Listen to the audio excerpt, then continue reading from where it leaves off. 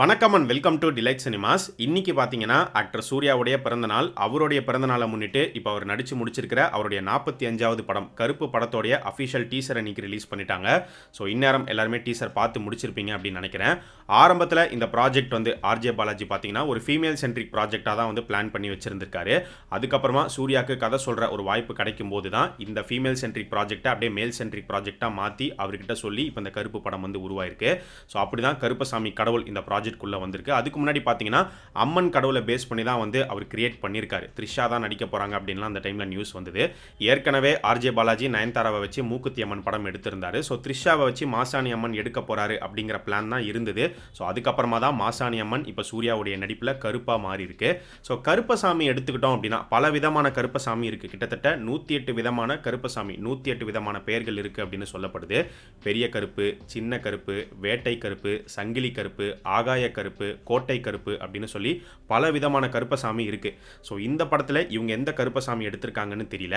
இவ்வளோ விதமான கருப்பசாமியில் ரொம்ப உக்கிரமான ஒரு கருப்பு அப்படிங்கிறது சங்கிலி கருப்பு அப்படின்னு வந்து சொல்லப்படும். இந்த டீசர்லையுமே பார்த்தீங்கன்னா சூர்யா வந்து சங்கிலி வச்சு ஃபைட் பண்ணுற மாதிரி ஒரு சீக்வன்ஸே வந்து இருக்கு. மேபி சங்கிலி கருப்பு வந்து எடுத்திருக்கலாம். ஆனால் இந்த படத்தோடைய டைட்டில் கருப்பு ரிலீஸ் பண்ணுறதுக்கு முன்னாடி வந்த நியூஸ் என்ன அப்படின்னு பார்த்தீங்கன்னா இந்த ப்ராஜெக்ட்டுக்கு வேட்டை கருப்பு அப்படிங்கிறதான் டைட்டிலாக வச்சிருக்காங்க அப்படிங்கிற ஒரு நியூஸ் இருந்தது. ஆனால் ஃபைனலாக வந்து கருப்பு அப்படிங்கிற டைட்டில் தான் வந்து ரிலீஸ் பண்ணாங்க. ஸோ ஒருவேளை வேட்டை கருப்பை உள்ளே கொண்டு வந்திருக்காங்களா, இல்லை சங்கிலி கருப்பா, இல்லை வேற என்ன கருப்பசாமி அப்படிங்கிறது போக போக நமக்கு தெரிய வரும். கருப்பசாமி எடுத்துக்கிட்டிங்கன்னா god of protection, god of justice. அதுக்கேற்ற மாதிரி இந்த படம் வந்து மெயினாக லாயர்ஸ் கோர்ட் இதை பேஸ் பண்ண ஒரு ஃபிலிமாக தான் வந்து இவங்க உருவாக்கியிருக்காங்க.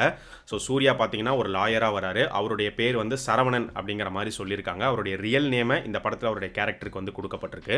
இந்த படத்தில் சூர்யா மட்டும் லாயராக நடிக்கல. படத்தோடைய டைரக்டர் ஆர்ஜே பாலாஜி அவரும் இந்த படத்தில் நடிச்சிருக்காரு. அவரும் லாயராக தான் வந்து ப்ளே பண்ணுறாரு. அண்ட் படத்தோடைய ஹீரோயின் த்ரிஷா அவங்களும் இந்த படத்தில் லாயராக வராங்க அப்படின்னு தான் ஆரம்பத்திலே நியூஸ் வந்தது.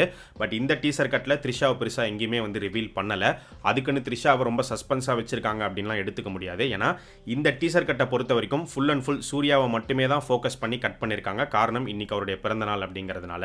இதே டீசர் கட்டில் பார்த்தீங்கன்னா ஆர்ஜே பாலாஜியும் இருக்காரு. பட் அவருடைய ஃபேஸ் வந்து ரிவீல் ஆகலை. ஆர்ஜே பாலாஜி கிட்ட தான் சூர்யா டயலாக் பேசுகிற மாதிரி ஒரு 2 ஷாட் வந்து உள்ள பிளேஸ் பண்ணியிருக்கு. மலையாளம் ஆக்ட்ரஸ் சுவாசிகா அவங்க வந்து ஏற்கனவே சூர்யாவுடைய ரெட்ரோ படத்தில் நடிச்சிருந்தாங்க. சூர்யாவுடைய அம்மாவா வந்து ஒரு சின்ன கேரக்டர் வந்து ப்ளே பண்ணியிருந்தாங்க. இந்த சூர்யா 45லுமே நடிக்கிறாங்க அப்படிங்கிற நியூஸ்லாம் நம்ம முன்னாடியே சொல்லியிருந்தோம். அவங்களுமே ஒரு மேடையில் வந்து கன்ஃபார்ம் பண்ணியிருந்தாங்க. இப்போ இந்த டீசரில் ஒரு ஷாட்டில் வந்து பார்த்தீங்கன்னா நிறைய பேர் வந்து போராடுற மாதிரி இருக்கும்.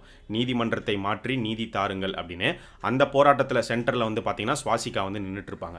மலையாளம் இண்டஸ்ட்ரியிலிருந்து சுவாசிகா மட்டும் இல்லை, இந்திரன்ஸ் சூப்பரான ஒரு ஆக்டர் அவரும் இந்த படத்தில் நடிச்சிருக்காரு. அதே மாதிரி இப்போ ரீசெண்டாக மலையாளத்தில் ரிலீஸ் ஆன ஆலப்புழா ஜிம்கானா அந்த படத்தில் ஹீரோயினாக நடிச்சிருந்த ஆக்ட்ரஸ் அனகா அவங்களுமே இந்த படத்தில் நடிச்சிருக்காங்க. ஸோ இந்திரன்ஸ், அனகா இவங்க 2 பேருமே வந்து படத்தில் சூர்யா டீமாக வராங்கன்னு நினைக்கிறேன். ஏன்னா அந்த வாட்டர்மெலன் ஷாட்டில் வந்து பார்த்தீங்கன்னா இவங்க 2 பேருமே சூர்யா கூட தான் இருப்பாங்க. அதே மாதிரி ஒரு மெட்ரோவில் ஒரு ஃபைட் சீக்வன்ஸ் ஒன்று நடக்கும். அந்த மெட்ரோலையுமே பார்த்தீங்கன்னா சூர்யா கூட அவங்க இருக்கிற மாதிரி காமிச்சிருப்பாங்க. அந்த வாட்டர்மெலன் ஷாட் எடுத்துக்கிட்டோம் அப்படின்னா கஜினி படத்தோடைய ரெஃபரன்ஸ் சூப்பரான ஒரு சீன் அது. ஆனால் இந்த டீசரில் அந்த ஷாட்டை பார்க்கும்போது அதை ரசிக்க முடியாத அளவுக்கு நடிப்பாரக்கன்னு சுற்றிக்கிட்டு இருக்க ஒருத்தருக்கு எடுத்து வச்சிருக்காரு.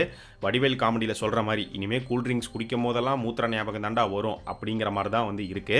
ஸோ வாட்டர்மெலனை வச்சு ஒரு ரீல்ஸை போட்டுட்டு வாட்டர்மெலன் ஸ்டார் அப்படிங்கிற பட்டத்தை அவருக்கு வச்சுக்கிட்டு சுற்றிக்கிட்டு இருக்காரு. அதெல்லாம் தாண்டி இப்போ வெக்கமே இல்லாமல் பார்த்தீங்கன்னா இந்த கருப்பு டீசர் ரிலீஸ் ஆனதுக்கப்புறமா இதில் இந்த வாட்டர்மெலன் ஷாட்டை பார்த்துட்டு சூர்யா வந்து என்னுடைய ஐகானிக் சீனை ரீக்ரியேட் பண்ணியிருக்காரு அப்படிங்கிற மாதிரி போஸ்ட் போடுறாரு. இதெல்லாம் என்னன்னு சொல்கிறதுன்னு தெரியல. வாட்டர்மெலன் ஸ்டாரை பற்றி நீங்கள் என்ன நினைக்கிறீங்க அப்படிங்கிறத கமெண்ட் செக்ஷனில் சொல்லுங்கள். அண்ட் இந்த கருப்பு டீசரில் அந்த மெட்ரோ சீக்வன்ஸ், மெட்ரோவில் வந்து ஒரு ஃபைட் சீக்வன்ஸ் ஒன்று இருக்குது. அந்த ஃபைட் சீக்வன்ஸில் வந்து பார்த்தீங்கன்னா ஒரு ஷாட்டில் பின்னாடி வந்து ஒருத்தர் வந்து பிளாக் ஹெல்மெட் போட்டுட்டு ஃபுல் அண்ட் ஃபுல் பிளாக் காஸ்டியூமில் வந்து இருப்பார். டக்குன்னு பார்க்கும்போது என்ன கோட் படத்தோடைய ரெஃபரன்ஸ் மாதிரி இருக்குது அப்படிங்கிற மாதிரி தான் தோணுச்சு. ஏன்னா கோட் படத்திலும் இதே மாதிரி வந்து ஒரு சீனே வரும். பட் இந்த இடத்துல யார் அந்த நபர், எதுக்காக இப்படி ஒரு காஸ்டியூமில் ஹெல்மெட்லாம் போட்டுட்டு இருக்காரு, என்ன பண்ண போறாரு அப்படிங்கிறது தெரியல. இந்த படத்தோடைய கதை எப்படி இருக்கலாம் அப்படின்னு பார்க்கும்போது இந்த ஒரு டயலாக் வந்து இதுக்கு முன்னாடி தமிழ் சினிமாவில் நிறைய படங்களில் நீங்கள் பார்த்துருப்பீங்க. சட்டத்துக்கிட்டேருந்து தப்பிக்கலாம் ஆனால் கடவுள்கிட்டேருந்து தப்பிக்க முடியாது அப்படின்னு. இதுதான் இந்த படத்தோடைய கதையாக இருக்க போது. ஸோ கோர்ட்டில் சரியான நீதி நியாயம் கிடைக்காம போகும்போது, குற்றவாளிகள் தப்பிக்கும் போது கருப்பசாமி அந்த குற்றவாளிகளை வந்து தண்டிக்கிறாரு. அவர் மூலிமா நீதி நியாயம் கிடைக்க வேண்டியவங்களுக்கு கிடைக்குது அப்படிங்கிற மாதிரி தான் வந்து எடுத்துகிட்டு போவாங்கன்னு தோணுது. அந்த கருப்பசாமியாக சூர்யா தான் வந்து செயல்படுவார். காலையில் லாயராகவும் ராத்திரி கருப்பசாமியாக செயல்படுறதுக்கு வாய்ப்புகள் இருக்குது. அப்படி தான் இந்த ஸ்டோரி கிரியேட் பண்ணியிருக்காங்க அப்படிங்கிற மாதிரி ஆரம்பத்திலே ஒரு நியூஸ் வந்தது. கான்செப்டாக பார்த்தீங்கன்னா இது புது கான்செப்ட்லாம் கிடையாது, பழைய கான்செப்ட் தான். ஃபார் எக்ஸாம்பிள் இப்போ அன்னியன் படம் எடுத்துக்கிட்டோம் அப்படின்னா அதில் அம்பி வந்து ஒரு லாயராக நேரா இருப்பாரு. ஆனா அவரால ஒண்ணுமே வந்து பண்ண முடியாது. அவருக்குள்ள உருவாகுற அந்நியன் அப்படிங்கிற அந்த ஸ்பிளிட் பர்சனாலிட்டி வந்து ஒவ்வொரு கொலையா செஞ்சுக்கிட்டே வர மாதிரி காட்டுவாங்க. ஸோ அங்க ஸ்பிளிட் பர்சனாலிட்டி, இங்க வந்து பார்த்தீங்கன்னா ஒரு காட் கனெக்ட்டை உள்ள கொண்டு வந்திருக்காங்க. இதுல நமக்கு புதுசா இருக்கிறது இந்த காட் கனெக்ட் மெயினா வந்து கருப்பசாமியை உள்ள கொண்டு வந்தது. ஸோ கருப்பசாமி கடவுளை இவங்க எப்படி இந்த கதையோட வந்து கனெக்ட் பண்றாங்க, மெர்ஜ் பண்றாங்க அப்படிங்கிறத இந்த படத்துல நம்ம பார்க்க போறோம். இந்த படத்துல சூர்யாவுடைய லுக் வந்து நல்லா இருக்கு. அந்த லைட்டான சால்ட் அண்ட் பெப்பர் லுக் வந்து நல்லாவே அவருக்கு ஆப்டா செட் ஆயிருக்கு. அண்ட் அதே மாதிரி விஷுவல்ஸ், இந்த டீசர்ல காட்டப்படுற ஒவ்வொரு ஷாட்டுமே வந்து பார்த்தீங்கன்னா நல்லா இருக்கு. எல்லா ஷாட்லையுமே வந்து ஒரு டார்க் டோனை வந்து உங்களால் வந்து பார்க்க முடியும். டக்குன்னு எனக்கு பார்க்கும்போது ஜவான் படத்துடைய டீசர் ட்ரெய்லர் ஷாட்ஸ் எப்படி இருந்ததோ அந்த சாயல் இதில் தெரிஞ்சது. கண்டிப்பாக தெரிய தான் செய்யும். ஏன்னா 2 படத்துக்கும் ஒரே சினிமாட்டோகிராஃபர் தான் ஜி.கே. விஷ்ணு. ஸோ அவருடைய சினிமாட்டோகிராஃபி தரமாக தான் இருக்கும். இந்த படத்துலையுமே சூப்பரான ஒரு விஷுவல்ஸ் வந்து நம்ம எதிர்பார்க்கலாம். அண்ட் மியூசிக் எடுத்துக்கிட்டோம்னா சாய் அபியங்கர் மியூசிக் பண்ணியிருக்காரு. இந்த டீசருடைய பிஜிஎம் பொறுத்த வரைக்கும் எனக்கு வந்து ஓகே அப்படிங்கிற மாதிரி தான் இருந்தது. செமையான ஒரு பேக்ரவுண்ட் ஸ்கோர் அப்படிங்கிற மாதிரி சொல்ல முடியல. பட் கருப்பசாமிக்கெல்லாம் இன்னும் பயங்கரமாக அந்த ஃபோக் பீட்ஸ் எல்லாம் எடுத்துகிட்டு வந்திருந்தாங்கன்னா இன்னுமே செம மாசியாக வந்து இருந்திருக்கும். பட் இப்போதைக்கு டீசர் மட்டும்தான் ரிலீஸ் ஆயிருக்கு. ஸோ படம் வந்தால் தான் ஓவரால் பேக்ரவுண்ட் ஸ்கோர், சாங்ஸ் எல்லாம் சாய் அபியங்கர் எப்படி கம்போஸ் பண்ணியிருக்காரு அப்படிங்கிறது நமக்கு தெரிய வரும். அண்ட் இந்த டீசரில் பார்த்தீங்கன்னா படத்துடைய ரிலீஸ் டேட்டை மூவி டீம் கன்ஃபார்ம் பண்ணலை. ஆனால் மூவி டீம் வந்து இந்த வருஷம் தீபாவளி ரிலீஸ் தான் வந்து பிளான் பண்ணிட்டு இருக்காங்க. ஏன் கன்ஃபார்ம் பண்ணலை அப்படின்னு பார்க்கும்போது இதை நம்ம ஏற்கனவே பேசியிருக்கோம். இன்னும் இந்த படத்துக்கான ஓடிடி ரைட்ஸ் வந்து செல் ஆகலை. ஸோ இதுக்கு முன்னாடி செல் ஆயிருந்துச்சு அப்படின்னா இப்போ இந்த டீசர்லேயே பார்த்தீங்கன்னா தீபாவளி ரிலீஸை வந்து கன்ஃபார்ம் பண்ணியிருப்பாங்க. இன்னும் செல் ஆகலை அப்படிங்கிறதுனால தான் வெயிட் பண்ணுறாங்க. பட் இன்னும் டைம் இருக்குது. அதுக்குள்ளே வந்து செல் ஆயிடுச்சு அப்படின்னாலும் சீக்கிரமே தீபாவளி ரிலீஸை வந்து மூவி டீம் கன்ஃபார்ம் பண்ணிடுவாங்க. இப்போ இந்த டீசர் ரிலீஸ் ஆனதுக்கப்புறமா ஒரு பக்கம் சோஷியல் மீடியாவில் வந்து பார்க்கும்போது இது எதற்கும் துணிந்தவன் வைப்ஸை தான் இந்த படம் கொடுக்குது அப்படிங்கிற மாதிரியுமே கமெண்ட்ஸ் பார்க்க முடியுது. இன்னொரு பக்கம் பார்த்தீங்கன்னா பக்கா தெலுங்கு படம் வைப்ஸ் தான் வந்து கிரியேட் ஆகுது அப்படிங்கிற மாதிரியுமே வந்து போஸ்ட் பண்ணிட்டு இருக்காங்க. பட் ஆர்ஜே பாலாஜி அவர் மேலே நம்பிக்கை இருக்குது. ஏன்னா இதுக்கு முன்னாடி அவர் எடுத்திருக்கிற படங்கள், டைரக்ட் பண்ண படங்கள் எல்லாமே பார்த்தீங்கன்னா நல்ல படங்களாக தான் வந்து அமைஞ்சிருக்கு. ஸோ அதே மாதிரி இந்த படத்துமே வந்து ஒரு நல்ல என்டர்டெய்னர் ஃபிலிமாக ப்ரெசென்ட் பண்ணுவார் அப்படின்னு நினைக்கிறேன். ஸோ டீசர் பார்க்கும்போது பார்த்தீங்கன்னா ஒரு பக்கா கமர்ஷியல் மாஸ் என்டர்டெய்னர் வந்து லோட் ஆகிட்டு இருக்கு அப்படிங்கிறது தெளிவாக தெரியுது. ஃபெஸ்டிவலுக்கு ரொம்பவே ஆப்டான ஒரு படம். ப்ராப்பராக ஃபெஸ்டிவலுக்கு ரிலீஸ் பண்ணிட்டாங்க அப்படின்னா வந்து சூப்பராக இருக்கும்.